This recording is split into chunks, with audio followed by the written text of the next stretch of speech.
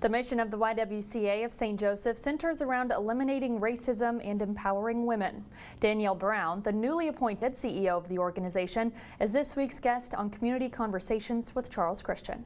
Danielle, thanks for joining us today. Absolutely. And congratulations on your new role. Talk about what brought you to this new role as Executive Director and our CEO, I guess it's called, and kind of what that entails. Absolutely. So I've been at InterServe for the last just over 5 years and working with the homeless and the seniors and the children, and well, it's kind of a fit. It is something that the role is open, the role is there to be filled, and having a passion to really serve the people. And since we're in St. Joseph, it's to serve the people of St. Joseph and the surrounding area. That's great. And how long have you been in St. Joseph? So just over 5 years. My family and I moved here in 2017, and great. Since then we've just hit the ground running with being involved in all sorts of different things. That's great. And you have a particular history with nonprofits, service-oriented nonprofits, even in Kansas, if I remember right. Not quite so much nonprofit in Kansas. Okay. It was actually a for-profit long-term care, but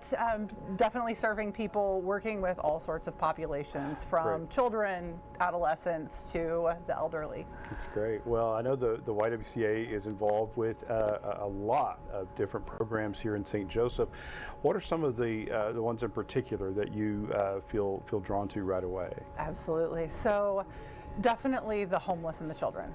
So those being two key positions that I've been involved with at InterServe, and just can continue to take my passion for helping people and people in those situations onto a different role and a different agency, but still working closely with all of the other nonprofits that are great and do great things in St. Joseph. That's right. And with your time at InterServe, you know that there is a great network of nonprofits here that really do seem to work together, maybe more closely than people realize. Talk about that a little bit, how that partnership works. Absolutely. So the continuum of care that works together to work with homeless individuals in the area, it was absolutely amazing to me when I got here, came to a meeting, and to listen to everybody talk together and work towards the greater good of the people, rather than trying to silo agencies and silo services and kind of have turf wars.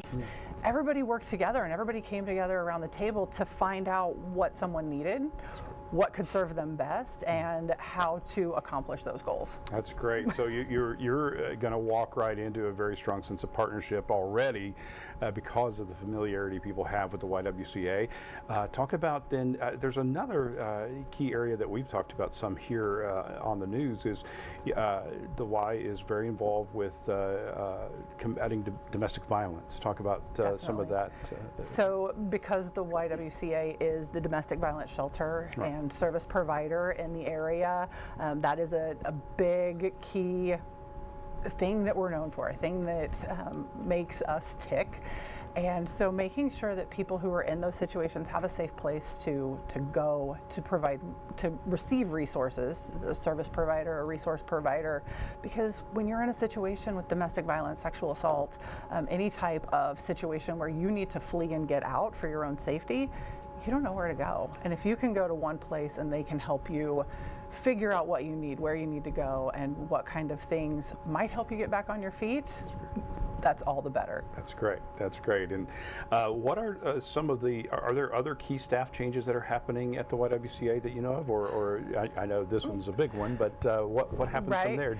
Are you still learning that? So I am still learning that and still want to get in. So it will definitely be about where are gaps, where are people needed, what strengths can we use of the people that we have, and really making everything stronger for the YWCA. That's great.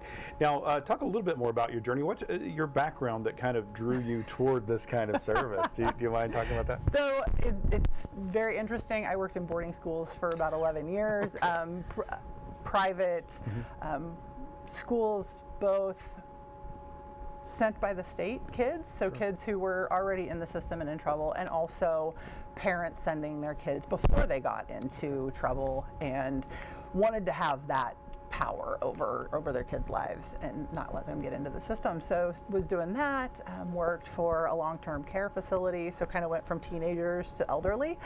But it all fits because people are people, and people all need the same types of things. They need, the basic needs, but they also need friendship and companionship and belonging. So it was a fit when we moved to St. Joseph to apply at InterServe and start working. I had no idea. They took a chance on a girl from Kansas who had never worked with a homeless population and said, you can do this. And I did, and then grew that position into a couple other different departments, and most recently now human resources. So. Wow. And from there now you will be overseeing a very important organization in the community. One final thing, if you, looking ahead, over the next year or so, I know it's you haven't even started yet technically. You want me to get out my crystal ball, right? Right. Get out your crystal ball for a second. And what do you hope by the end of your first year, let's say, what are some key areas that you want to emphasize? They could be more theoretical right now, of course, but what are some key things you hope that when people think about the YWCA, what do you want to come to mind? Definitely the mission of the YWCA, empowering women and eliminating racism. But in that a little bit more, knowing that we service families, we service youth, between childcare and the Grit Center and parenting classes, it's really a place for everybody. It's just finding what you need, and if we provide that resource, great, and if we don't, I bet we know somebody who does. That's great.